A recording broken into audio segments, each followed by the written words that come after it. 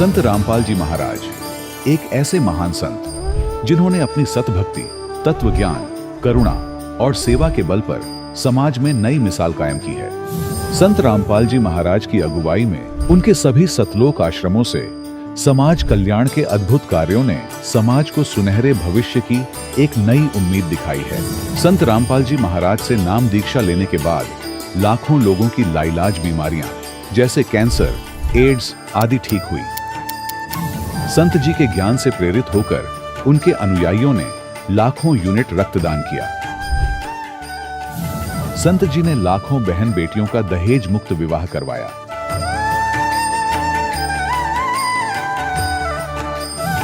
संत जी ने लाखों लोगों का नशा छुड़वाया, करोड़ों उजड़े परिवार बसे। संत जी के आश्रमों में समागम के दौरान निःशुल्क नेत्र चिकित्सा, दंत चिकित्सा प्रदान की जाती है। संत रामपाल जी महाराज द्वारा समय समय पर पर्यावरण संरक्षण के उद्देश्य से बड़े स्तर पर वृक्षारोपण किया जाता है। संत जी ने जरूरतमंदों को तत्काल राहत पहुंचाने के लिए एम्बुलेंस सेवा शुरू की। संत जी अपने अनुयायियों को देहदान के लिए प्रेरित करते हैं, जिससे मानवता की सेवा और चिकित्सा क्षेत्र में सुधार हो सके। संत रामपाल जी महाराज के सभी आश्रमों में हर रोज निःशुल्क भंडारा आयोजित किया जाता है, जहां हर वर्ग, हर जाति और हर धर्म के लोग एक साथ बैठकर भोजन करते हैं।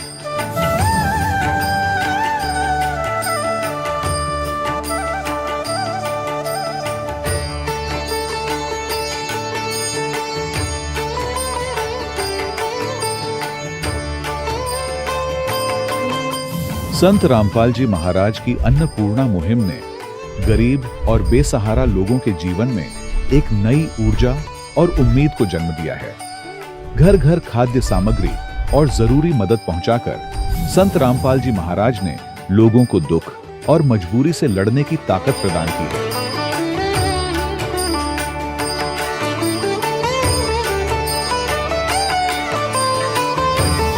संत रामपाल जी महाराज द्वारा गरीब लोगों के लिए घर बनवाने का अद्भुत कार्य एक ऐसी मिसाल कायम कर रहा है जो सदियों सदियों संत जी की उदारता और दया भावना के तौर पर जाना जाएगा।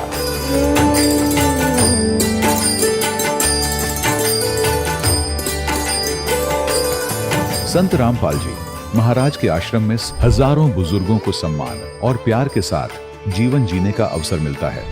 उनके खाने, रहने और स्वास्थ्य की पूरी जिम्मेदारी संत रामपाल जी महाराज उठाते हैं।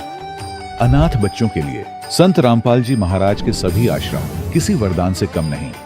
यहाँ उन्हें शिक्षा, संस्कार और भविष्य के लिए बेहतर अवसर प्रदान किए जाते हैं। चाहे बाढ़ हो, भूकंप या महामारी, संत रामपाल जी महाराज और उनके अनुयायी हमेशा ही जरूरतमंदों के लिए सबसे आगे खड़े रहते हैं।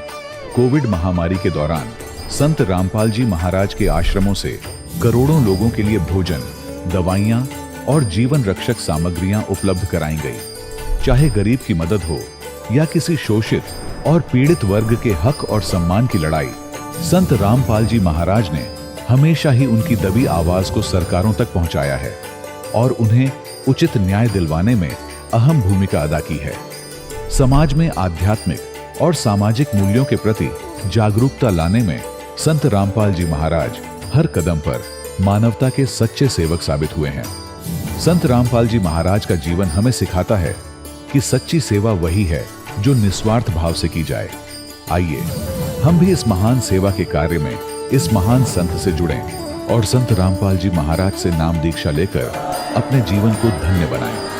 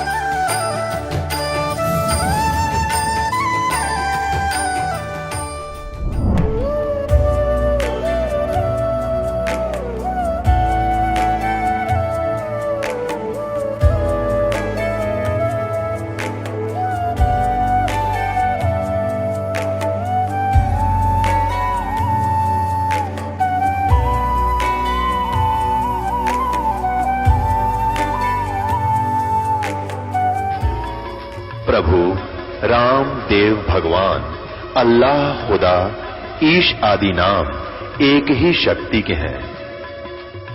वो कैसा है, कहां है, कैसे मिलता है, किसने देखा है? ये प्रश्नवाचक चिन्ह पूर्ण रूप से हटाने के लिए अवश्य सुनिए जगत गुरु तत्वदर्शी संत रामपाल जी महाराज के अमृत वचन, सर्व पवित्र धर्मों के पवित्र शास्त्रों के आधार पर। सत साहिब दर्शकों, मनुष्य अक्सर अनेकों भक्ति साधनाएं करता है, लेकिन फिर भी उसे कोई राहत नहीं मिलती। वह भगवान की तलाश इसीलिए करता है ताकि उसके सभी कष्टों का निवारण हो जाए। दर्शकों, कुछ ऐसी ही कहानी थी गुजरात के रहने वाले कल्पेश जी की। कल्पेश जी और इनका पूरा परिवार सभी पारंपरिक पूजा पाठ किया करता था। ये शिव जी, हनुमान जी और चामुंडा मां की पूजा किया करते थे तथा नवरात्रि, सावन जैसे अवसरों पर व्रत भी रखते थे। लेकिन फिर भी इन्हें इन सभी साधनाओं से कोई राहत नहीं मिली। इन साधनाओं को करते हुए भी कल्पेश जी के पूरे परिवार को अनेकों बीमारियों ने घेर लिया। लेकिन आज कल्पेश जी का कहना है कि मेरी व मेरे परिवार की पूरी जिंदगी बदल गई है। आज हम एक ऐसे संत की शरण में आ गए हैं जो वास्तव में पूर्ण परमात्मा के अवतार है, और वह संत कोई और नहीं बल्कि संत रामपाल जी महाराज ही हैं। दर्शकों, आखिर कल्पेश जी ऐसा क्यों कह रहे हैं? आखिर कल्पेश जी को संत रामपाल जी महाराज ने कौन सी जड़ी दे दी जिसका गुणगान करते कल्पेश जी नहीं थक रहे हैं? आइए सुनते हैं कल्पेश जी की कहानी उन्हीं की जुबानी। सर नमस्कार। नमस्कार। सर क्या नाम है आपका? मेरा नाम कल्पेश भाई शाह। कल्पेश जी कहाँ से आए हैं आप? मैं गांव छोटा उदेपुर गुजरात से आया हूँ। सर संत रामपाल जी महाराज जी से आप कब जुड़े? जी मैं 24 अक्टूबर 2010 को जुड़ा। संत रामपाल जी महाराज से नाम दीक्षा लेने से पहले आप क्या भक्ति साधनाएं करते थे? जी हमारे घर में जो पारंपरिक पूजाएं हो रही थी, जैसे शिव जी की हम पूजा करते थे, हनुमान जी को हमने इष्ट बनाया था और चामुंडा माँ को हमने कुलदेवी के रूप में पूज रखा था। और भी जैसे नवरात्रा कर रहे थे और सावन महीने में हम शिव जी का मतलब महीने का हम उपवास रखते थे।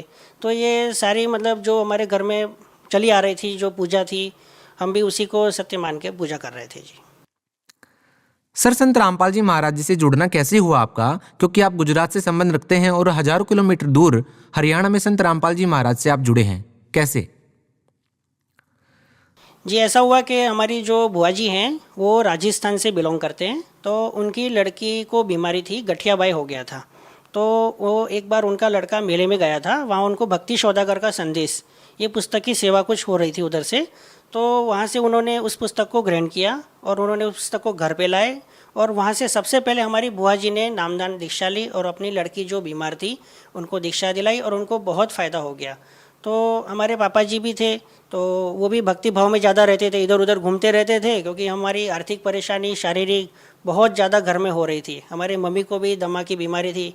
मम्मी तो खैर चल बसे थे, बीमारी के कारण हम बहुत दुखी हो गए थे, हमारे परेशानी बहुत ज़्यादा थी। तो हमारे पापा जी इधर उधर घूमते रहते थे कि पता नहीं कहीं से कोई लाभ हो जाए, कहीं कोई अच्छा संत मिल जाए या कोई टोना टोटका वाला मिल जाए जिससे हमारा घर का उद्धार हो जाए, धंधा नहीं हो रहा था, ये सब बहुत सारी दिक्कत हो रही थी। तो उनको बुआ जी ने संपर्क करके बताया कि यहाँ पे एक संत आए हुए हैं हरियाणा में, संत रामपाल जी महाराज करके, आप उनसे दीक्षा लो, उनका ज्ञान सुनो। तो वहाँ पे जाने के बाद आपको हो सकता है कि आपका कष्ट निवारण हो जाए। तो सर क्या आप लोगों को जो कष्ट थे वो संत रामपाल जी महाराज जी से नाम दीक्षा लेने के बाद वो सभी कष्ट दूर हो गए? हाँ जी बिल्कुल। हमारे सबसे पहले घर में हमारे पापा जी ने नाम उपदेश लिया और संत रामपाल जी महाराज से दीक्षा ली, और वो दीक्षा लेने के बाद में उसके बाद में फिर मैं भी जुड़ा, क्योंकि वो पापा जी वहाँ से आए थे आश्रम से और डीवीडी कैसेट और सब लाए थे। सर हम जिन भी लोगों का इंटरव्यू लेते हैं वो कहते हैं कि संत रामपाल जी महाराज से नाम दीक्षा लेते ही हम ठीक हो जाते हैं। जैसे ही संत रामपाल जी आशीर्वाद देते हैं, कैंसर जैसी भयानक बीमारी भी ठीक हो जाती है। आपके परिवार में भी काफ़ी सदस्य बीमार रहे हैं, आपको भी बहुत सारी आपत्तियों का सामना करना पड़ा है। आपका क्या अनुभव रहा है संत रामपाल जी महाराज से नाम दीक्षा लेने के बाद? आखिर आपकी कौन कौन सी समस्याएं दूर हुई हैं और आपको क्या क्या लाभ मिले हैं? सबसे पहले तो हमें आर्थिक लाभ से हम ज़्यादा परेशान थे, तो हमें आर्थिक लाभ सबसे ज़्यादा हुआ, क्योंकि संत रामपाल जी महाराज से जुड़ने से पहले हमको कम से कम 15 लाख का कर्जा था वो जो हमें मार्केट में देना था वो हमारे पास कुछ भी नहीं था और हमें सब जगह से कर्जा देना था। सबसे पहले हमारे को नाम दीक्षा लेने के बाद सबसे पहले वो कर्जा कैसे फ्री हो गया पता ही नहीं चला। उसके बाद दास के पास घर में भी कुछ भी नहीं था, पूरा घर खाली था, बिजनेस भी कुछ भी नहीं था। दास ने परमात्मा को आश्रम में फ़ोन किया, वहाँ से रिक्वेस्ट की, आश्रम गए, मालिक का आशीर्वाद लिया, हमने प्रार्थना की और गुरुजी ने बोला कि कोई बात नहीं बेटा, आप कर लो, मालिक दया करेंगे। तो संत रामपाल जी की दया से हमने बिज़नेस स्टार्ट किया और उसके बाद हमें बिज़नेस में इतनी उन्नति मिली कि आज हमारे पास टाइम नहीं है, हमको कस्टमर को मना करना पड़ता है कब आप जाओ, अब हमें भक्ति करनी है, भक्ति के लिए समय दो, हमें पैसा नहीं चाहिए। अब हमें पैसा बिल्कुल नहीं चाहिए, हमें भक्ति चाहिए, भक्ति दान दो गुरुजी, हम ऐसा बोलते हैं संत रामपाल जी महाराज को। सर और क्या लाभ मिले आपको? और अभी वैसे आर्थिक लाभ मेरे को बहुत ही ज़्यादा हुए हैं, इसलिए मैं आर्थिक लाभ ज़्यादा बता रहा हूँ, क्योंकि अभी मेरे पास घर में जो किराए का मकान था, वो किराए का मकान में चारों तरफ माल पड़ा हुआ है, तो वहाँ पे मेरे को माल रखने की जगह नहीं थी। सब बोलते थे कस्टमर आके आपको एक मकान चाहिए, आपको मकान चाहिए। मकान कैसे ले? मकान कोई बातों से थोड़ी मिलता है। आज अभी जानते हो डिस्ट्रिक्ट लेवल में मकान है, 30-35 लाख रुपए का मकान होता है, 10 कहाँ से लाएगा इतने रुपए? तो मालिक ने वो भी सुन लिया। अभी में संत रामपाल जी महाराज ने कृपा करी और एक 30 लाख की कुटिया भी दिलवा दी। अच्छा, एक सवाल हम आपसे और जानना चाहेंगे कि संत रामपाल जी महाराज से नाम दीक्षा लेने के बाद आपको आर्थिक लाभ कैसे मिल रहे हैं? भक्ति तो आप पहले भी कर रहे थे, लेकिन अब ऐसा क्या चेंज हुआ कि आपको आर्थिक लाभ मिलने शुरू हो गए? और क्या लोग इस बात पर विश्वास कर पाएंगे कि संत रामपाल जी महाराज से नाम दीक्षा लेने के बाद आर्थिक लाभ मिलने लग जाते हैं? आप इस बात को समझाइए कि आप भक्ति पहले कर ही रहे थे और अब भी आप भक्ति कर रहे हैं। अब इन दोनों भक्तियों में अब ये दोनों ही साधनाएं किस प्रकार से अलग हैं, जबकि पहले भक्ति आप कर रहे थे तो तब लाभ क्यों नहीं मिल रहा था? जी, संत रामपाल जी महाराज के सत्संग जब हमने सुने तो संत रामपाल जी महाराज ने हमको बताया कि जो अभी तक हम पिछली पूजाएं कर रहे थे, जिनसे हमें फ़ायदा नहीं हो पा रहा था, जिन भी देवती देवताओं की हम पूजा कर रहे थे, तो वो हमारी पूजा गलत थी, वो प्रोसेस ही गलत थी, क्योंकि वो शास्त्रीय विरुद्ध थी। जो कि गीता जी के अध्याय नंबर 16 श्लोक नंबर 23 में साफ लिखा है कि जो मनुष्य शास्त्रीय विधि को त्याग के मनमाना आचरण करेगा, उसको न तो कोई गति मिलेगी, न सुख प्राप्त होगा, न ही सिद्धि प्राप्त होगी। तो हमारी पूजा ही गलत थी, हमारी प्रोसेस ही गलत थी, हमें लाभ कहाँ से मिलेगा? तो संत रामपाल जी महाराज ने हमको सही दिशा दी, सही ज्ञान दिया, शास्त्र के अनुसार हमको भक्ति दी, जिससे उन मंत्रों के जाप करने से और उस विधि से हमको ये फ़ायदा ऑटोमेटिकली गुरु जी की कृपा से, संत रामपाल जी महाराज की कृपा से हमें प्राप्त हुए। जी सर, यदि बात नशे और दहेज की करते हैं और उसको जब खत्म करने की बात आती है तो संत रामपाल जी महाराज का नाम सबसे पहले नंबर पर आता है। आज एक बहुत बड़ी मुहिम संत रामपाल जी महाराज ने नशे के खिलाफ, दहेज के खिलाफ चला रखी है। इसके अलावा और भी बहुत सारी सामाजिक बुराइयां हैं जिनको संत रामपाल जी महाराज दूर कर रहे हैं। आखिर जो मुहिम संत रामपाल जी महाराज ने चला रखी हैं, ये कैसे कामयाब हो रही हैं? ऐसा क्या कर रहे हैं संत रामपाल जी महाराज जो कि आज पहले नंबर पर उनका नाम लिया जा रहा है कि सबसे बड़े समाज सुधार के तौर पर संत रामपाल जी महाराज को देखा जा रहा है?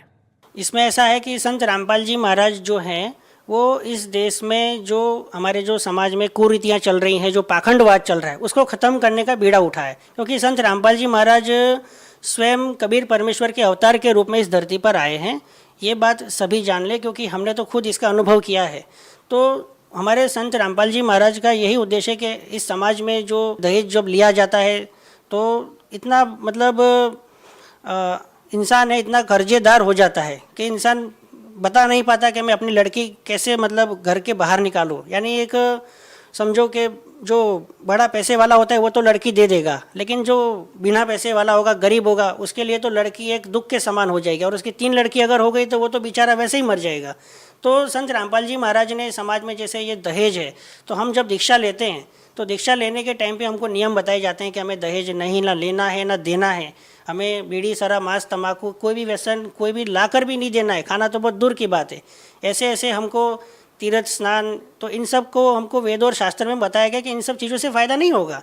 ऐसे गुरुजी ने हमको कई नियम ऐसे बताएं जो शास्त्र के अनुसार हमें करने हैं, तभी हमें भक्ति का सही फ़ायदा हो पाएगा। सर, आप गुजरात से बिलोंग करते हैं और निश्चित ही संत रामपाल जी महाराज से नाम दीक्षा लेने के बाद आपको बहुत सारे लाभ मिले हैं। इस बारे में क्या कहना चाहेंगे आप? इसमें ऐसा है कि अब हमारे संत रामपाल जी महाराज हैं, तो वो जो ज्ञान बता रहे हैं वो शास्त्र के अनुसार बता रहे हैं। और अन्य जो संत हैं वो शास्त्र के विरुद्ध ज्ञान बता रहे हैं, उनसे फ़ायदा नहीं हो पा रहा है। और हमारे संत गुरु संत रामपाल जी महाराज है, वो शास्त्र के अनुसार भक्ति बता रहे हैं, तो उनको जो भी उनके मतलब दुखी लोग वहाँ पे आते आश्रम में, तो वहाँ उनका कष्ट तुरंत ही दूर हो जाता है, क्योंकि वहाँ सही शास्त्र अनुसार भक्ति मिल जाती है। और अन्य जो धर्म पंथ जो चल रहे हैं, तो उनको उस भक्ति से सैकड़ों वर्षों से वहाँ लगे हुए, लेकिन उनको फ़ायदा नहीं हो पा रहा है। और कैसे कोई अगर हमारा भक्त वहाँ उसको दुखियारे को मिल जाता है कि आप संत रामपाल जी महाराज के शरण में चलो, वहाँ जाने से आपको ये सारे कष्ट दूर हो जाएंगे। संत रामपाल जी महाराज जो आशीर्वाद देते हैं, तो वो आशीर्वाद में ही इतनी शक्ति है। और उनके जो मंत्र हैं, जो शास्त्र अनुसार है, उनकी जो प्रोसेस है, जो शास्त्र के अनुसार है, उससे ऑटोमेटिकली सारे लाभ प्राप्त हो जाते हैं। तो ये सारी बातें अन्य पंथों को, अन्य धर्मगुरुओं को ये गवारा नहीं होती जो वहाँ चल रहा है। सर, आप अपनी भाषा में गुजरात के लोगों को संत रामपाल जी महाराज के बारे में क्या संदेश देना चाहेंगे? હું તો બસ એટલું જ કહેવા માગું છું અમારા ગુજરાતના બધા જ ભાઈ બહેનોને કે સંત રામપાલજી મહારાજ અન્ય બધા જ ધર્મગુરુઓ જો એવું જ કહે છે કે તમે મારી પાસે આવો, હું ભક્તિ આપું છું, મને ગુરુ બનાવી લો, હું તમને આ મંત્ર આપીશ, તમે જાપ કરો. પણ સંત રામપાલજી મહારાજનું જ્ઞાન તમે ખાલી એક વખત સાંભળો, તમે જુઓ કે કેવી ભક્તિ બતાવે છે, કેમ આમનો આટલો પ્રચાર થઈ રહ્યો છે, છતાંય આમનો પ્રચાર જોરશોરથી થઈ રહ્યો છે, કેમ આવું થાય છે? તો આ કેવા ગુરુજી છે? તો તમે કમસે કમ એમનું જ્ઞાન સાંભળો. કેમ કે સંત રામપાલજી મહારાજ કોઈ સાધારણ મનુષ્ય આ ધરતી પર નથી આવ્યા, એ સ્વયં કબીર સાહેબના અવતાર અને સાચા ભગવાન બનીને ધરતી પર આવ્યા છે.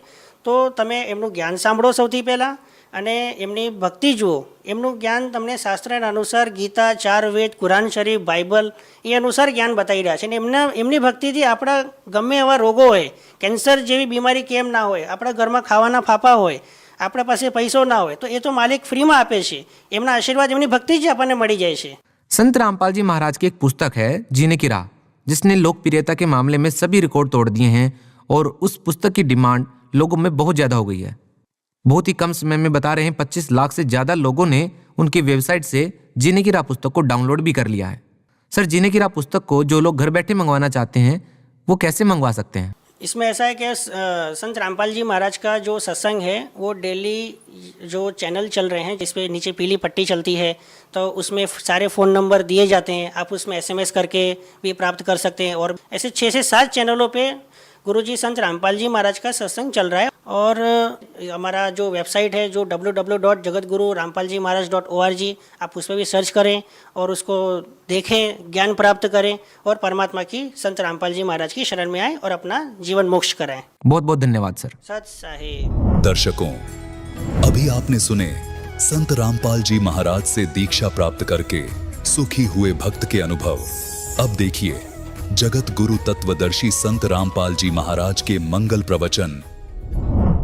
जैसे परमात्मा कपड़ा बुनते थे, बुनाई का केवल मेहनताना मिलता था उनको, उसमें से भी अपना परिवार के योग्य जो आवश्यक था सामान लाए, बाकी बच गया। सत्संग करते थे, उसमें भंडारा लगाते थे, यानी दान करते थे।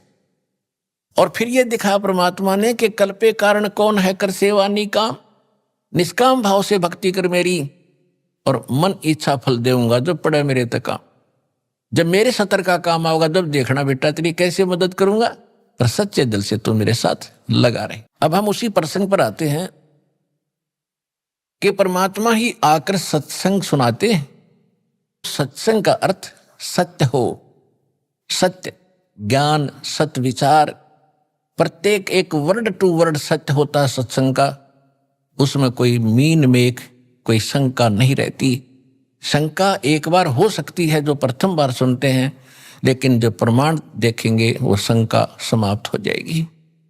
तो उस परमेश्वर ने 600 वर्ष पहले आकर सत्संग किया था। अक्सर पुरुष एक पेड़ है, जैसे जो पेड़ का हिस्सा जो पृथ्वी से तुरंत बाहर जो दिखाई देता है वृक्ष, वो पोर्शन है अक्सर पुरुष, अक्सर पुरुष। और उससे ऊपर मान लीजिए उसमें से 2-3 मोटी डार निकलती हैं, तो उनमें से एक मोटी डार समझो ये सरपुरुष, और उस डार के फिर शाखा है 3 मान लीजिए एक एग्जाम्पल के लिए।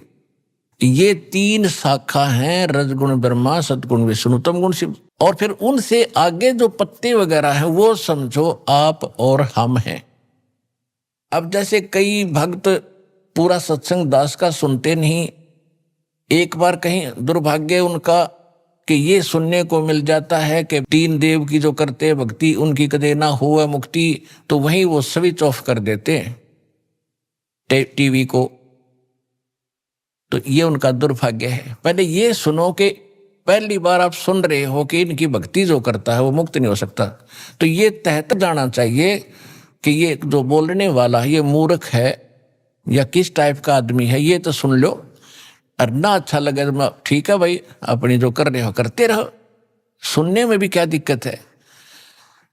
तो जिस कारण से ये क्या कह देते हैं कि रामपाल तो ब्रह्मा विष्णु महेश की भक्ति छुड़वाता है। भक्ति नहीं छुड़वाता दास, भक्ति यानी इनकी साधना नहीं छुड़वाता। इनको तुम इष्ट मानकर पूजते हो, ये भ्रम निवारण कर रहा हूं कि ऐसा नहीं करना। जैसे संसार रूपी वृक्ष है, इसका प्रमाण मालिक ने दे दिया। अक्षर पुरुष एक पेड़ है, सरपुरुष वाकी डार, तीनों देवा शाखा है, पातरूप संसार। और मूल कौन है, रूट कौन है, वो जड़ कौन है, जो पृथ्वी के अंदर गुप्त है, अव्यक्त है, वो प्रोक्ष है। तो वो जड़ जो है उससे पूरे वृक्ष का पोषण होता है। गीता अध्याय नंबर 15 के श्लोक नंबर 17 में यही निर्णय दिया है कि उत्तम पुरुष तो अन्य परमात्मा इति उद्धारते, वह केवल सबका को सुख सुख देता, परमात्मा से कहते हैं, वो दुख नहीं देता।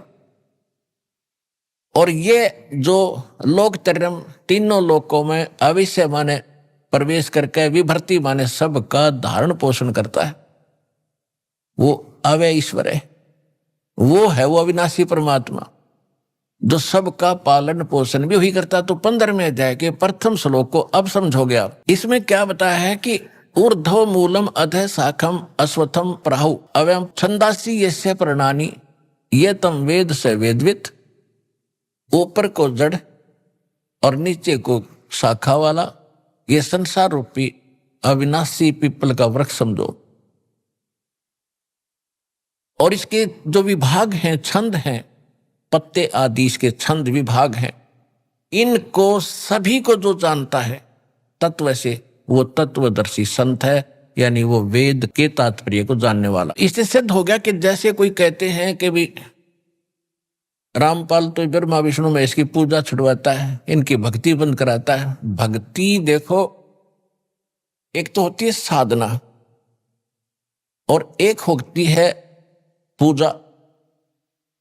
जैसे हमने आम खाने हैं, आम खाने के लिए हमारे जो पूज्य है वो फल हैं, फल आम का जो फल लगेंगे, तो हम पौधा लाएंगे या कोई बीज बोएंगे, तो सबसे पहले बीज हम गड्ढा खोद के उसमें डालेंगे मिट्टी में, फिर उसकी सिंचाई शुरू करेंगे, फिर अंकुर निकलेगा, तो उसको हम जड़, उसकी जड़ नीचे होता, जैसे हम कहीं नर्सरी से भी लाते हैं पौधा तो लगा के उसको गड्ढे में, तो सिंचाई जड़ की करते हैं और शाखा ऊपर आती है, ब्रह्मा विष्णु महेश तीनों शाखा, और हम फिर पात रूप में हैं। तो इष्ट रूप में पूजा करनी है मूल की, और मूल मालिक कौन है, वो परम अक्षर ब्रह्म है। ऊपर को जड़ है, जिसकी जड़ रूपी जो भगवान है वो है हमारा पूज्य। तो हमने उस इष्ट की पूजा करनी पड़ेगी। गीता अध्याय नंबर 3 के श्लोक 10 से लेकर 15 में एक निर्णायक ज्ञान दिया है। कहते प्रजापति ने सबसे पहले प्रजा को उत्पन्न करके ये कहा था कि तुम धार्मिक अनुष्ठान शास्त्र अनुकूल विधि से भक्ति करके इन देवताओं को उन्नत करो, और ये बड़े हुए देवता तुम्हें उन्नत करेंगे, तुम्हें फल देंगे। और जो ऐसा नहीं करता तो वो तो अपराधी व्यक्ति है, जो दान धर्म नहीं करता, भगवान ने उसको दे रखा है, उसमें से दो दान नहीं करता, वो चोर है भगवान का। फिर इसमें यह भी स्पष्ट किया है कि जो सर्वगतम ब्रह्म यानी परम अक्षर ब्रह्म है ना, वो ही इन सब में पूज्य है, प्रतिष्ठित है।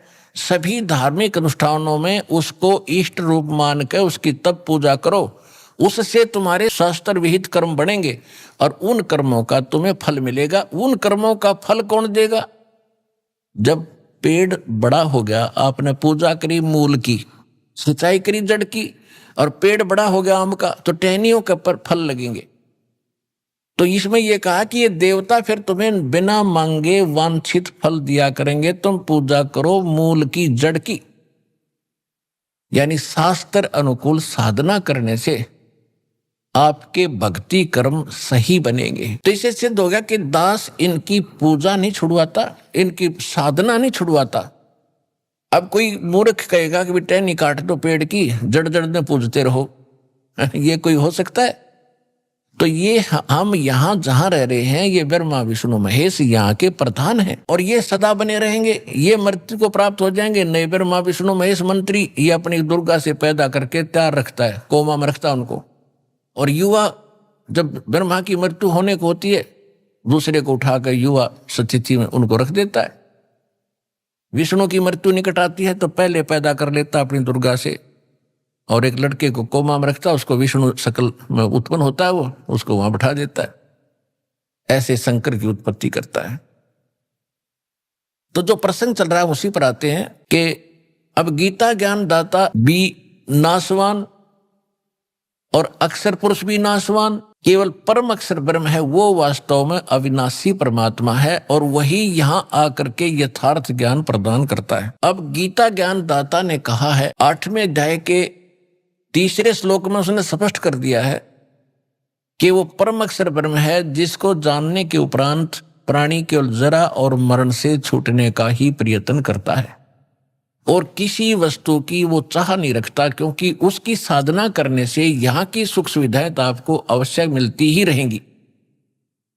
एक साधे सब सधे, सब साधे सब जावे, माली सिंचे मूल को फले फुले गए। अब दास ये कहना चाहता है, परमात्मा ने ये बताया कबीर भगवान ने कि पौधे के जड़ को पूजने से सींचने से सारा ही काम सद जागा, सफल होगा। एक कै साधे सब सदे और सब साधे सब जावे। तो परमात्मा ने यह बताया था कि आप जी ब्रह्मा विष्णु महेश को इष्ट मानकर इनकी पूजा करने लगे, तुमने मूल की पूजा त्याग दी जो भगवान पूर्ण है। वो स्वयं यहाँ पे अपनी महिमा आप बताने आते हैं और तो सत्य कोई ज्ञान रख ही नहीं सकता। तो उन्होंने क्या बताया है कि तुम ऐसे करो, इन ब्रह्मा विष्णु महेश को पूज रहे हो, ऊपर को जड़ कर ली, टहनी गाड़ दी गमले में यानी गड्ढे में, तो तुम्हारा भक्ति रूपी पौधा यानी धार्मिक तो तुम्हारे शुभ संस्कार भक्ति कर्म के वो नष्ट हो गए, वो कामयाब नहीं होते, तुम्हारा जीवन नष्ट हो जाता है। जैसे टहनी गमले में गाड़ने से और मूल जड़ ऊपर करने से पौधा नष्ट हो जाता है, ऐसे आपकी शास्त्र विधि ताकर मनमान आचरण करने से आपकी भक्ति नष्ट हो जाती है। श्रीमद् भगवद गीता अध्याय नंबर 16 के श्लोक 23 और 24 में स्पष्ट किया कि जो शास्त्र विधि को त्याग कर मनमाना आचरण करते हैं, मनमानी पूजाएं करते हैं, जो शास्त्र विहित नहीं है, शास्त्रों में वर्णित नहीं है, तो उनको न तो सुख होता है, न कोई सिद्धि प्राप्त होती है और न ही उनको परम गति होती है। और इन 3 वस्तुओं के लिए ही हम भक्ति करते हैं कि यहां भी हमें राहत मिले, हमारे अंदर परमात्मा की ऐसी ताकत आवे, सिद्धि हो, ताकि हम यहां से चलें जब सतलोक सीधे जाएं, को रोक ना सके, हमारी गति हो। और यहां पर भी क्योंकि भगवान की भक्ति से हमारे अंदर सिद्धि आ जाती है, जो किसी भूत प्रेत पितर देव का कोई प्रकोप हम पर असर नहीं करता है। तो वो सिद्धि इसलिए हमारे अंदर संग्रहित रहनी चाहिए, हम उसको दुरुपयोग करते रहे, दुरुपयोग करके हम मोक्ष से वंचित हो जाते थे। तो इसलिए हमने अपना टायर पंचर करना नहीं है। कैसे करते रहे? थोड़ी बहुत कोई जंतर मंतर किया, किसी को आशीर्वाद दे दिया, किसी को बद्दुआ दे दी, तो दोनों से आपकी वो भक्ति जो सिद्धि आपके अंदर वो खत्म होने लगी। यहां प्रभुता तो खूब हो जाती है ऋषि महर्षियों की, लेकिन भविष्य उनका माइनस हो जाता है। तो यहां बताया है कि जो शास्त्र को साधना करते हैं उन्हीं को सब सुख प्राप्त होता है। और उसके लिए गीता अध्याय नंबर 16 के श्लोक 24 में यह भी स्पष्ट कर दिया कि शास्त्र ही इसका आधार मानना, कौन से भक्ति क्रम करने योग्य हैं, कौन से ना करने योग्य। तो शास्त्र यानी सदग्रंथ कौन से हैं? फिर दास बहुत बार आपको बता चुका है, फिर भी बताते रहते, क्योंकि नए नए भक्त आते हैं और ये परमात्मा की महिमा पुराणों को भी सुननी पड़ती है। पुराने जो ओल्ड भक्त हैं, बहुत पहले के लगे हुए हैं, उनके लिए भी ज्ञान सुनना अनिवार्य है, क्योंकि उसको ज्ञान यज्ञ का लाभ मिलता है। तो ये कौन से सदग्रंथ प्रमाणित है हमारे लिए? वैसे तो सभी धर्मों के जो सदग्रंथ हैं वो आदरणीय हैं। जैसे 3 पुस्तकों का, 3 किताबों का संग्रह बाइबल, जैसे जबूर, तौरात और इंजिल का संग्रह, तीनों का ये बाइबल है। और पवित्र बाइबल, पवित्र कुरान शरीफ और पवित्र 4 वेद, पवित्र श्रीमद् भगवत गीता, पवित्र 18 पुराण और पवित्र सूक्ष्म वेद, जो स्वयं परमात्मा आकर यथार्थ ज्ञान देता। जो सूक्ष्म वेद है, जो गॉड गिवन स्पिरिचुअल डायरेक्ट है, जो अपने मुख कमल से यहां आकर परमात्मा बोलता है, बताता है, वो है ऑल इन वन, यानी कंप्लीट इन ऑल रिस्पेक्ट, जिसके अंदर सब ही ज्ञान है।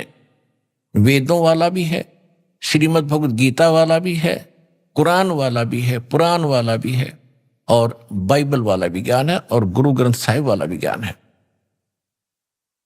तो कहने का भाव ये है कि जो सूक्ष्म वेद है वो तो कंप्लीट इन ऑल रिस्पेक्ट है और वो भगवान आकर बोलता है, वो सत्य ज्ञान सत्संग होता है। फिर भी उस ज्ञान को आज हम नहीं मान रहे थे, जो गीता अध्याय नंबर 4 के श्लोक नंबर 32 में कहा है कि परमात्मा सच्चिदानंद घन ब्रह्म। इन्होंने ये गलती कर रखी है अनुवादकों ने, गीता में 4 अध्याय के 32वें श्लोक में इन्होंने ब्रह्मण्य शब्द का अर्थ गलत कर दिया, वेद कर दिया। और यही ब्रह्मण्य शब्द है 17वें अध्याय के 23वें श्लोक में गीता में, वहां इन्होंने सही अनुवाद किया, ब्रह्मण्य माने सच्चिदानंद घन ब्रह्म, यानी परम अक्षर ब्रह्म की जो भक्ति करने के लिए उसको 3 मंत्र का जाप है, ओम तत्सत। तो यहाँ 4 अध्याय के 32वें श्लोक में जब वापस हम आते हैं तो ब्रह्मण्य का अर्थ हमने यहाँ पर सच्चिदानंद घन ब्रह्म करना पड़ेगा। इन्होंने अर्थ गलत कर दिया, क्योंकि ब्रह्म माने भगवान और वेद माने उसका संविधान। अब राजा और उसका संविधान 2 हैं। राजा तो एक चेतन है और उसका संविधान जो है वो एक जो उसके नियम है। तो कहीं पर अगर राजा की महिमा हो और कोई अज्ञानी वहां उसका राजा के स्थान पर वेद लिख दे, वेद की वाणी नहीं, वो राजा का वचन है वहां पर। तो यहां लिखा है कि सच्चिदानंद घन ब्रह्म ने ब्रह्मण्य मुखे, सच्चिदानंद घन ब्रह्म अपने मुख कमल से आके स्वयं बोलता है वो ज्ञान, और वो ही तत्व ज्ञान होता है। तो कहने का भाव ये है कि वो तत्व ज्ञान है और उसको हम सूक्ष्म वेद कहते हैं, और भगवान अपने मुख कमल से आकर बोलता है। ऋग्वेद मंडल नंबर 9 सूक्त 96 96 के मंत्र 16 से लेकर 20 तक स्पष्ट कर दिया है कि वो परमात्मा जब शिशु रूप धारण करके धीरे धीरे बड़ा होता है तो अपनी लीला करता हुआ वो अपने मुख कमल से कबीर वाणी से, वो कबीर परमात्मा अपने कबीर वाणी के द्वारा लोकोक्तियों के माध्यम से, दोहों के माध्यम से, चौपाइयों के माध्यम से अपने तत्व ज्ञान को उच्चारण करके ऊंचे ऊंचे स्वर में बोलता, गरज गरज के। और ऋग्वेद मंडल नंबर 9 सूक्त 86 के मंत्र 26 और 27 में, ऋग्वेद मंडल नंबर 9 सूक्त 82 मंत्र 1, 2, 3 में, ऋग्वेद मंडल नंबर 9 सूक्त 94 के मंत्र 1 में, ऋग्वेद मंडल नंबर 9 सूक्त 95 के मंत्र 2 में, ऋग्वेद मंडल नंबर 9 सूक्त 20 मंत्र 1 में, ऋग्वेद मंडल नंबर 9 सूक्त 54 और मंत्र 3 में, और भी अनेकों स्थानों पर। ये सब का सारांश ये है कि परमात्मा ऊपर रहते सतलोक में सहशरीर मनुष्य सदृश शरीर में, देखने में राजा की तरह बैठे हैं, सिर पर मुकुट है और ऊपर छत्र है भगवान के। वहां से जो तत्व ज्ञान देने के लिए नीचे आते हैं, अच्छी आत्माओं को मिलते हैं, सहशरीर आते और एक कवि की तरह आचरण करते हुए घूमते फिरते हैं, अपने मुख कमल से वाणी बोल बोल के वो सबको सुनाते हैं और भक्तिकरण की प्रेरणा करते। वो कबीर वाणी कहलाती है, कबीर वाणी। और वो परमात्मा भक्ति के गुप्त मंत्र जो किसी भी अन्य जो सदग्रंथ प्रचलित होते उनमें नहीं होते, उनको भी सार्वजनिक करते। अपने आत्मा एक मुसलमान बच्चे ने, क्योंकि अब सभी बच्चे समझदार होते जा रहे हैं, उसने खुद आकर बताया, जी मैं बचपन से ही कुरान शरीफ को शिरोधार्य मानता रहा हूँ। पहले तो सारा ज्ञान आपका तुलनात्मक देखा, कुरान शरीफ में भी देखा कि आप बताते हो भी वो परमात्मा कोई और है, कुरान शरीफ का ज्ञानदाता स्वयं कहता है मैं भी उससे परिचित नहीं हूँ। तो मैं प्रभावित होकर दीक्षा ली। जब मैंने सेकंड नाम लिया तब मेरा चांदना और रोशनी हुई हृदय में। कुरान शरीफ के अंदर एक तो सुरह नाम की सूरत है, सुरा, और 42 नंबर उसकी आयत में लिखा है 3 मंत्र, जो गीता अध्याय नंबर 17 के श्लोक नंबर 23 में कोड वर्ड है।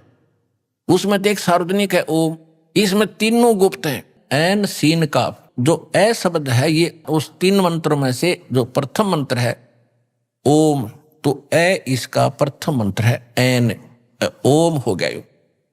और दूसरा मंत्र जो है उसका प्रथम मंत्र स है, तो यो सीन हो गया। और तीसरा सार शब्द कुरान शरीफ का ज्ञानदाता भी ब्रह्म है, उस तौरात इंजिल और जबूर का ज्ञान देने वाला भी वो ब्रह्म ही है, और गीता का ज्ञान देने वाला ब्रह्म है। क्योंकि इसने जो गीता का ज्ञान पहले दे दिया तो उसने अधिक ज्ञान देने की आवश्यकता नहीं समझी। अपने मोटा मोटा विधान जो भी इसने भ्रमित करना था, जैसे करना था, अपना यो डंगा चलाना था, वो चलवा दिया। तो गीता में यो बहुत पहले ज्ञान बोल चुका था और वेदों का ज्ञान पहले सार्वजनिक हो चुका था। तो कहने का भाव दास आपको ये बताना चाहता है कि ये जो सदग्रंथ अपने हैं, अब इनमें सबसे मूल है वो तत्व ज्ञान जो भगवान स्वयं आकर बताता है। आज के सत्संग का विषय यही था कि सत्संग परमात्मा ही कर सकता है। सत्य माने सच्चा, सच का जो साथ है, सत्य का जो ज्ञान है, भगवान बिना कोई दे नहीं सकता। और जैसे चारों वेद थे, परमात्मा ने सबसे पहले प्रथम बार इसने पूरा कंप्लीट ज्ञान दिया था इस सरब्रह्म यानी ब्रह्म के अंतःकरण में, अपने वहां सतलोक से फैक्स कर दिया था। और इसने निर्धारित समय कर दिया, जैसे मालिक का विधान है कि बच्चा 9 महीने के बाद मां के गर्भ से बाहर आएगा ही आएगा, कोई रोक नहीं सकता। ऐसे ही परमात्मा ने इसके अंदर फैक्स कर दिया था। जब ब्रह्मा विष्णु महेश थोड़े जवान हुए, उस समय इसके श्वासों से वो बाहर निकल गया, अपने आप इस ब्रह्म के श्वासों से बाहर निकला। जैसे कंप्यूटर से बाहर आ जाते फटाफट प्रिंट होकर, ऐसे मालिक ने बटन दबा दिया, वहीं से ये फटाफट बाहर आए सारे वेद। इसने देखा सामने, उसमें सारा ज्ञान भगवान के बारे में जानकारी थी। इसने ये जुल्म किया कि जो परमात्मा के मूल मंत्र थे, मूल ज्ञान था, वो इसने नष्ट कर दिया। और भगवान के डर से ये 4 वेद यानी इतना रख लिया। अब उस जो इसने यथार्थ ज्ञान भक्ति थी वो नष्ट कर दिया, उसकी पूर्ति के लिए परमात्मा को आना पड़ता है। जो वेद इसने रखे हैं शेष वो ठीक है। यदि इन पंडितों ने, ब्राह्मण, हमारे धर्मगुरुओं ने कोई बीच में गड़बड़ी कर दी होगी, वो अलग बात है, वो पड़ी रहेगी। क्योंकि हमारे पास कंप्लीट स्पिरिचुअल नॉलेज प्राप्त है, तो हमने उसकी भी गणित की जरूरत नहीं रही। क्योंकि उसको सहयोग इसलिए लेना पड़ता है इस यथार्थ ज्ञान को यथार्थ ही रूप में आपको समझाने के लिए कि ये सत्य है जो भगवान ने 600 वर्ष पहले स्वयं मालिक ने कबीर भगवान आकर बोला था ये कबीर वाणी में। तो आज आपके वेद भी बता रहे हैं, जैसे भी बचे खुचों को आप सत्य मान रहे थे उसमें भी यही वर्णन है। और परमात्मा ने कहा था वेद मेरा भेद है, 600 वर्ष पहले कहा था धर्मदास जी को कि वेद मेरा भेद है, मैं ना वेदन के माही और जौन वेद से मैं मिलूं ये वेद जानते नहीं। कि ये चारों वेद जिनको तुम श्रोधार्य मानते हो और इन जैसा ज्ञान नहीं मानते, ये मेरी महिमा का ही गुणगान करते सारा, लेकिन मेरे पाने की विधि इन तुम्हारे इन 4 वेदों में नहीं रही। अब उन 4 वेदों का निष्कर्ष श्रीमद् भगवद गीता है। यजुर्वेद अध्याय नंबर 40 के मंत्र नंबर 15 में स्पष्ट किया है कि ओम कर्तु समर किलबे समर कर्तुम समर वायु अनिलम अथिदम भस्मांतम शरीरम। जब शरीर नष्ट हो तब तक वायु अनिलम यानी श्वास उश्वास से, वायु माने भी वायु, अनल माने भी वायु, वायु अनिलम यानी श्वास उश्वास से, अथिदम भस्मांतम शरीरम, ओम कर्तु समर किलबे समर और कर्तुम समर। ओम नाम का जाप काम करते करते श्रवण करो, विशेष कसक के साथ श्रवण करो, मनुष्य जीवन का मूल कर्तव्य जानकर भगवान का ये मंत्र जाप करो।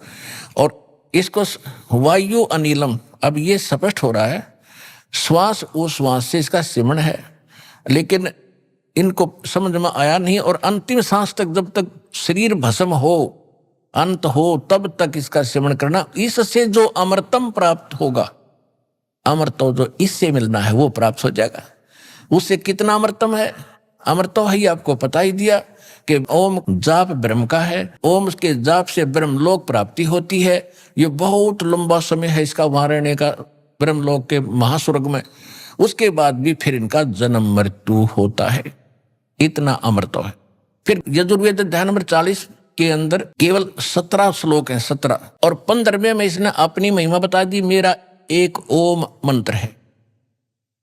फिर 17वें में इसने बता दिया कि वो परमात्मा तो प्रोक्ष है, वो मूल भगवान तो गुप्त है,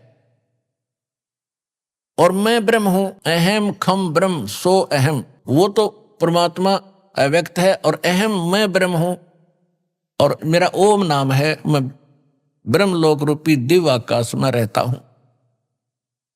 तो इसने स्पष्ट कर दिया कि वो परमात्मा कोई और है। और यजुर्वेद अध्याय नंबर 40 के मंत्र नंबर 10 में स्पष्ट कर रखा है कि कोई तो भगवान को कहते जन्म लेता संभवात, कोई कहता है जन्म लेता ही नहीं, असंभवात, अजन्मा है। और जन्म लेने के उदाहरण देते हैं, राम और कृष्ण रूप में ये वही आता है। इस तरह की लोक वेद दंत कथा ही सुनाते हैं। लेकिन इसके विषय में भगवान जन्म लेता है या नहीं लेता है, वो कैसा है, उसके लिए तत्वदर्शी संतों से पूछो। धीराणाम, विज्ञानी पुरुष, तत्वदर्शी संत पुरुष बताएंगे, उनसे पूछो। तो इससे सिद्ध है कि गीता और वेदों का ज्ञान एक है। श्रीमद् भगवत गीता वेदों का सारांश है। इसमें भी ओम नाम के अतिरिक्त और कोई मंत्र नहीं। ये तो ब्रह्म का। फिर इसने बताया है कि जो परम अक्षर ब्रह्म है, 17वें अध्याय के 23वें श्लोक, कि जो परम अक्षर ब्रह्म है उसके पाने का जो उसकी प्राप्ति करने वाला उस स्थान को प्राप्त कर जाएगा जहां जाने के बाद साधक फिर लौटकर कभी संसार में नहीं आते। 15वें अध्याय के 4थे श्लोक में श्रीमद् भगवद गीता। ओम तत्सत इति निर्देश ब्रह्मण त्रिविध समर्थ है। अब क्या बताया कि उस सच्चिदानंद घन ब्रह्म की प्राप्ति का 3 मंत्र के जाप का और 3 ही विधि से जाप करने का निर्देश है। अब जिनको सारनाम प्राप्त हो चुका है उनको मालूम है कि 3 मंत्र को 3 ही विधि से जाप होता है। जैसे सतनाम आपको प्राप्त है, एक मंत्र बाहर छोड़ते हैं, एक अंदर लेते हैं, हो गया ना 2 विधि से। और जिसने तीसरा प्राप्त है उस, तो इस तरह ये 3 विधि से इसका जाप है और यही मूल मंत्र है। इसके सहयोगी मंत्र और हैं जो छोटे मोटे अक्षर, कहीं कहीं पुराणों में उनका वर्णन है, कहीं किलियम लिखा है, कहीं हरियम लिखा है और कहीं श्रीयम लिखा है, लेकिन ये कंप्लीट कोर्स नहीं उनके पास, क्योंकि ये नीम हकीमों का दिया ज्ञान है। किसका? ब्रह्मा जी का। और ब्रह्मा जी जब जन्म होता है, ब्रह्मा जी कहता मैं कमल के फूल पर बैठा था और मुझे नहीं मालूम मैं कहां से जन्मा हूं। तो वो कैसे कंप्लीट नॉलेज रख सकता है ब्रह्मा जी? और ब्रह्मा जी का दिया ज्ञान 18 पुराण बने, उसी ज्ञान के आधार से ऋषियों ने फिर अपने अनुभव जोड़ जोड़ के ब्रह्मा से प्राप्त ज्ञान से, ब्रह्मा जी से, और फिर उन्होंने अपने नाम से आगे पुराण बना दिए। तो जो सूक्ष्म वेद है, सबसे पहले वो वेद हमारा एथेंटिक वेद है, वो एथेंटिक हमारा ज्ञान है, बुक है। उसके बाद 4 वेद हैं और उसके बाद श्रीमद् भगवत गीता है। ये हैं 3 एथेंटिक वर्तमान में जो भक्ति के लिए हमने सेलेक्ट करने। ज्ञान तो हमने सभी पवित्र सदग्रंथों से ग्रहण करना है। और गुरु ग्रंथ साहिब जो है, जो महला पहला की वाणी है, महला पहला की वाणी, वो भी सूक्ष्म वेद का ही अंश है, लेकिन उसमें कंप्लीट नहीं है। क्योंकि जैसे एक इन सिख इतिहास में लिखा है कि प्राण संग्रही नाम का एक ग्रंथ बनाया था गुरु नानक देव जी ने, कति अलग गुप्त कंप्लीट रूप में। उसमें 160 अध्याय लिखे थे। तो जब गुरु ग्रंथ साहिब को इकट्ठा करने लगे, सब वाणियों की एक बीड बनाकर गुरु ग्रंथ साहिब का रूप देने लगे, 5 में जो महापुरुष थे अर्जुन देव जी, तो उन्होंने जब उस को देखा तो उसमें से केवल 60 अध्याय रखे, उसमें से तो एक भी नहीं लिया इसमें, वो तो छोड़ दिया कति सारा ही। तो उसमें से भी फिर बाद में जो प्रिंट हुए केवल 60 अध्याय ही प्रिंट हुए हैं, जो प्राण संगली नाम से आज भी सुरक्षित है सिखों के पास। लेकिन गुरु ग्रंथ साहिब में नहीं लिया। क्यों नहीं लिया? कि उसमें एक यूं मंत्र था, सतनाम और सारनाम। सारनाम तो संकेतिक था, सतनाम सीधा लिखा था 2 अक्षर का। वो फिर परमात्मा ने दया करी, नानक साहिब जी ने उसकी पूर्ति जब की, जब मर्दाना और बाला जी जो उनके परम भक्त उनके साथ रहते थे हरदम, एक बार समुद्र के ऊपर से जाने लगे श्रीलंका में जाने के लिए, तो नानक साहिब जी ने कहा था कि आप वाहेगुरु वाहेगुरु जपो और मेरे साथ समुद्र पर आते रहो। ऐसे चल पड़े समुद्र पर जैसे थल पर चलते हैं। तो वो नानक साहिब जी वो 2 अक्षर का मंत्र उच्चारण करके जाप करने लगे। तो मर्दाना ने सोचा भी गुरुजी तो ये 2 अक्षर का मंत्र जाप करे, मैं भी क्यों ना करूं। वो करने लगा तो डूबने लगा। तब नानक साहिब जी ने मुड़ के देखा और कहा, बेटा तू वही जाप कर जो मैंने कहा है, तो मेरी नकल ना करे।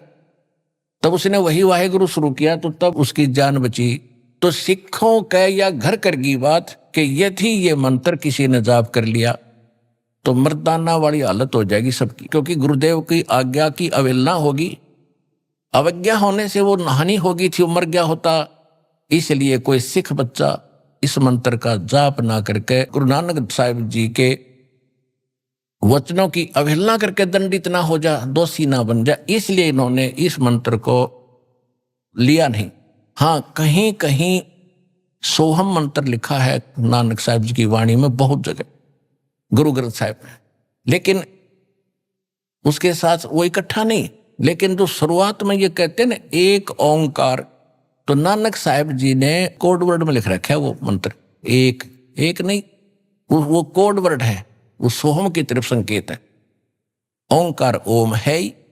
तो इस प्रकार इन महापुरुषों, ये तो वो थे PhD किए वे भक्ति के, तो ये आम विद्यार्थी, आम पढ़ने वाले विद्यार्थी कैसे पढ़ेंगे कोड वर्ड को? इन सदग्रंथों के गुड़ रहस्य को कैसे समझ सकते? फिर गुरु की क्या आवश्यकता थी? तो ये दास भेजा तत्वदर्शी संत सभी महापुरुषों के गुड़ रहस्य को समझने और समझाने के लिए।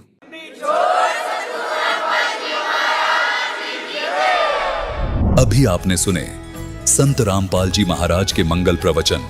आइए अब सुनते हैं संत रामपाल जी महाराज से नाम दीक्षा लेकर सतभक्ति करके अद्भुत लाभ प्राप्त करने वाले अनुयायी के विचार। दर्शकों, मनुष्य जीवन बहुत अनमोल है और यदि मनुष्य जीवन में सच्चा गुरु न मिले तो जीवन व्यर्थ है। कुछ ऐसी ही कहानी है उत्तर प्रदेश के हाथरस जिले में रहने वाले कायम दास जी की। कायम जी का जीवन बिना सच्चे गुरु के दुख और कष्टों से भरा था।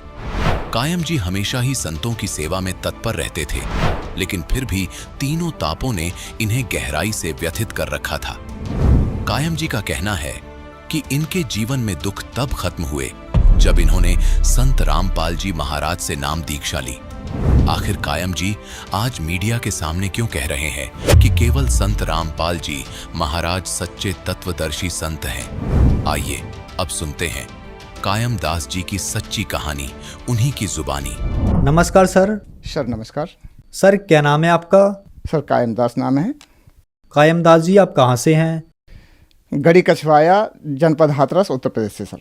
सर क्या काम करते हैं आप? मेरा बिल्डिंग कंस्ट्रक्शन का काम है, ठेकेदारी का। सर संत रामपाल जी महाराज से नाम दीक्षा आपने कब ली? 10 जनवरी 2014 को ली सर। सर संत रामपाल जी महाराज से नाम दीक्षा लेने से पहले क्या आप कोई भक्ति साधना भी करते थे? जी, मैं संतों की सेवा में लगा रहता था। जो भी हमारे घर पे या कहीं भी मुझे दिखाई दे जाते थे संत जन, तो उनकी पीछे लग जाता था और ज्ञान सुनने की बहुत ज़्यादा उत्सुकता थी। और जहाँ तक कि मैं सत्संगों में भी जाया करता था, तो हर संत को भगवान का स्वरूप देखता था और उनकी सेवा करता था और सत्संग भजन ज़्यादा सुनता था, और इससे मुझे ज्ञान भी हुआ था। तो मैं उनके साथ रह करके भजन जान गया था और वो काम करने लगा था मैं उनके साथ में। और मैंने 15 वर्ष तक जो नकली संत हैं, आज मुझे संत रामपाल जी महाराज जी की दया से पता चला है, उनकी खूब सेवा की और उनके साथ रहा। एक दास उनके साथ रह करके जब सत्संगों में भजन गायन करता था तो बहुत शाबाशी मिलती थी। लेकिन एक दिन मुझे बहुत बड़ा सदमा लगा। एक संत बोले कि ठीक है, लेकिन आप भजन भी गाते हो, ज्ञान भी है, लेकिन बिना गुरु के कुछ नहीं है आपके पास। तो मुझे एक झटका सा लगा। तो मैंने उन्हीं से प्रश्न किया, तो गुरु किन को बनाऊं मैं? तो कि आप किसी को भी गुरु बना सकते हैं। उनका मतलब ये था कि वो भी थोड़ा जानते थे, तो वो चाह रहे थे कि मुझे ही गुरु बना लें। लेकिन मेरे नज़दीक एक गांव पड़ता है, वहाँ के भी एक संत थे जो राधा स्वामी से थे। तो उनका और उनकी एक जैसी टक्कर लगती थी। तो मैंने सोचा कि क्यों न मैं दुर्गादास जी को ही गुरु बना लूं, जो राधा स्वामी मजहब से थे। तो उनको मैंने गुरु बनाया। गुरु बना करके फिर उनके बताए मार्ग पर चलता रहा, उनसे दिए मंत्रों का जाप करता रहा। लेकिन सर, मैं बर्बाद हो गया।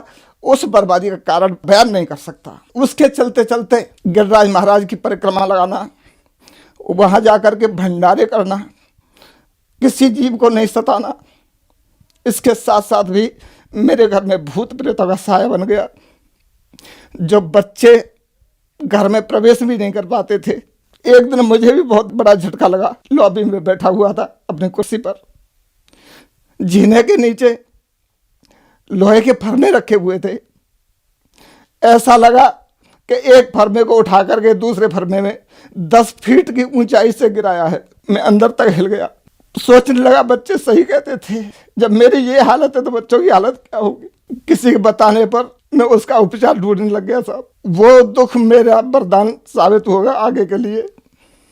जैसे आज मुझे पता चल रहा है संत रामपाल जी महाराज जी के द्वारा।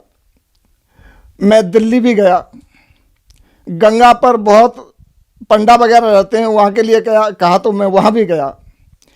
इसी बीच में हमारे एक साले साहब बोले कि आपने ये मकान बनवाया है, आपने कोई हवन यज्ञ नहीं कराया। मैंने वो हवन भी कराया।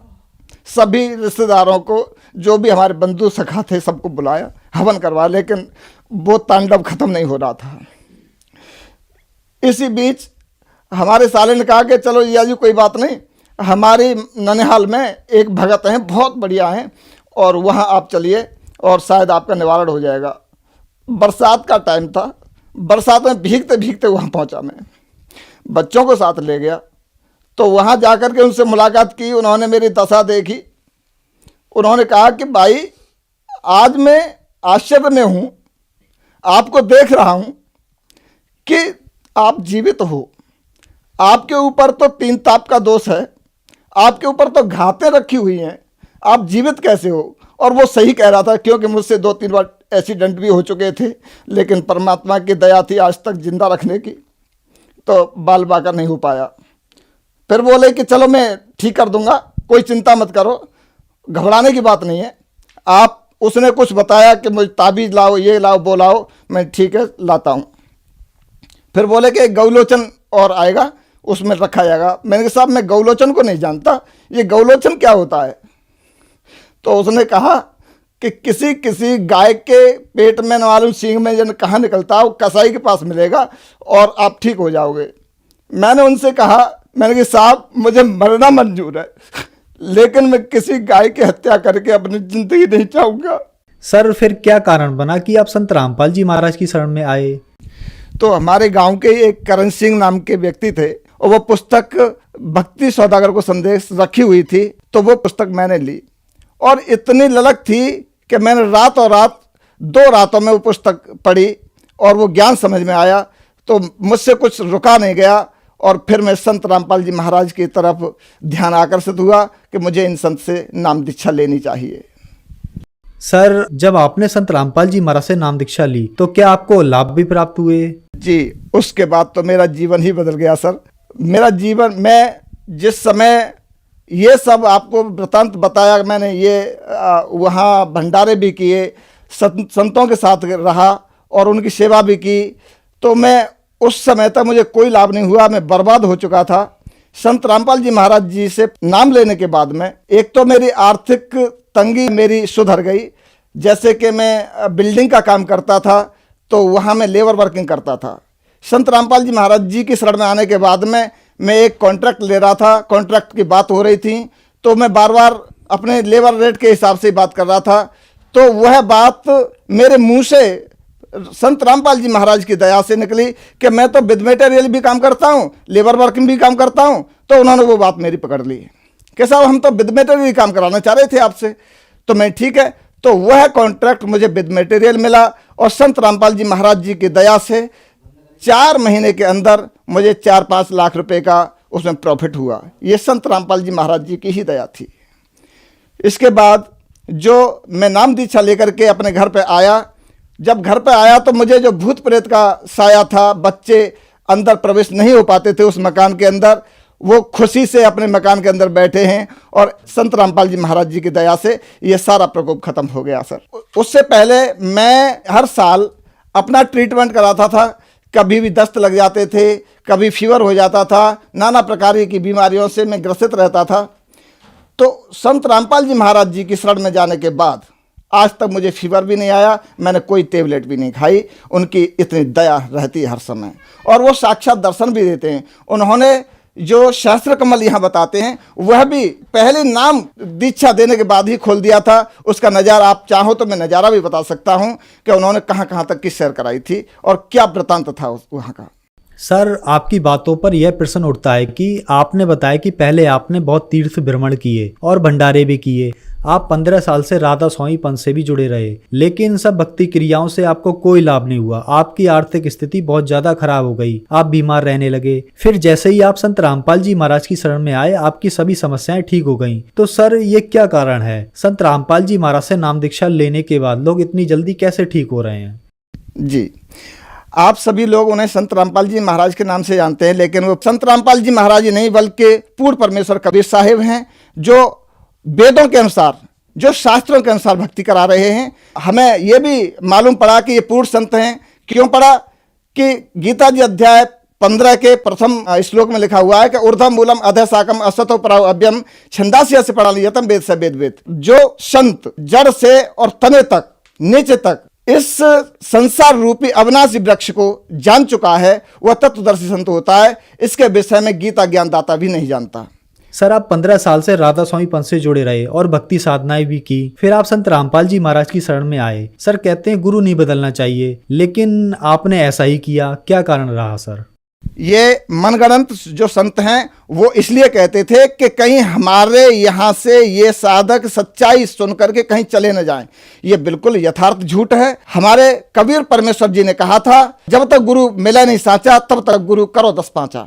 तो हम शास्त्रों के अनुकूल ही, जब एक अगर मोटी मिसाल लेके चलें, हम किसी तरह से रोग से पीड़ित हो गए हैं, हमको बुखार है या कोई भी अनंत बीमारी लग गई है और डॉक्टर से हम उपचार भी करा रहे हैं, वहां हमको कोई लाभ नहीं हो रहा है, तो क्या हम दूसरा डॉक्टर नहीं बदलेंगे? सर, बदलना चाहिए।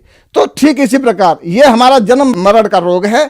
इसको ये नकली संत, इनके पास कोई औषधि नहीं है, कोई मंत्र नहीं है इसको काटने का। संत रामपाल जी महाराज जी के पास वह औषधि है, वह मंत्र रूपी औषधि है, जो उनके मंत्रों के उच्चारण से ये काल भी भयभीत होता है।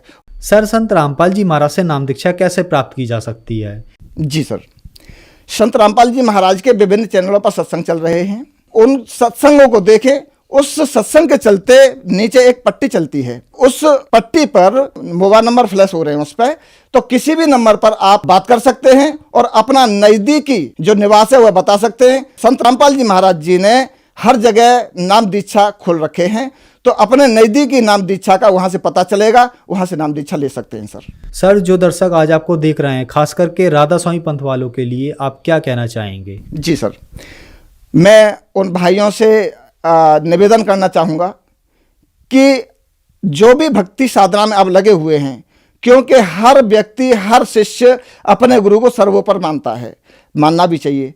तो दास ये कहना चाहेगा कि उस जो भक्ति आपको मंत्र दिए गए हैं उनको शास्त्रों से कंपेयर करें, क्योंकि आज पढ़ा लिखा समाज है, युवा समाज है, तो उसको कंपेयर करके हमें यह देखना चाहिए कि हमें जो वे ऑफ वर्शिप बताई है, जो मार्ग बताया है, भक्ति मार्ग बताया है, ये हमको कितना कहाँ तक ले जाएगा और इससे मोक्ष मिलेगा भी या नहीं, ये शास्त्र प्रमाण है। अधिक जानकारी के लिए चैनल ही देख लें, उससे बिल्कुल क्लियर हो जाएगा कि हम कौन सी साधना कर रहे हैं और ये हमें कहाँ तक पहुँचाएगा। हम काल के जाल में फंस रहे हैं। उनसे मेरा निवेदन है कि अपनी साधना को शास्त्रों से कंपेयर करें, उन्हें खुद मालूम पड़ जाएगा कि हमें कौन सी भक्ति मिल रही है और कौन सी चाहिए थी। धन्यवाद सर। सत साहेब।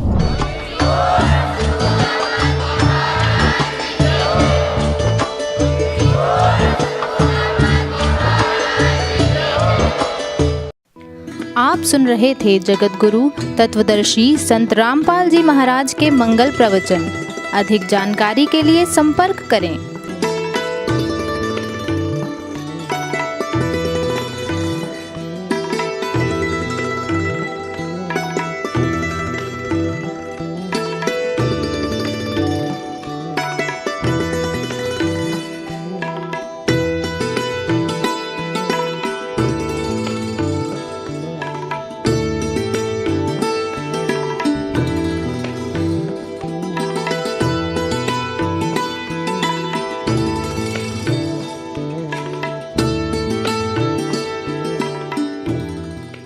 जगत गुरु तत्वदर्शी संत रामपाल जी महाराज जी के पावन सानिध्य में भक्ति की अलख जगाने तथा श्रद्धालुओं को सत्य भक्ति मार्ग का रास्ता दिखाने हेतु कनाडा के लोकप्रिय channel the TV NRI channel पर जगत गुरु तत्वदर्शी संत रामपाल जी महाराज जी के मंगल प्रवचनों का प्रसारण प्रतिदिन सुबह 7:30 बजे से 8:30 बजे तक तथा रात्रि 7:30 बजे से 8:30 बजे तक किया जा रहा है। इस सत्य भक्ति मार्ग को अपनाने के लिए अधिक से अधिक सत्संग प्रसारण देखें। इस सत्संग प्रवचन का सीधा प्रसारण संत रामपाल जी महाराज लाइव सत्संग YouTube चैनल और जगत गुरु संत रामपाल जी महाराज फेसबुक पेज पर भी देख सकते हैं।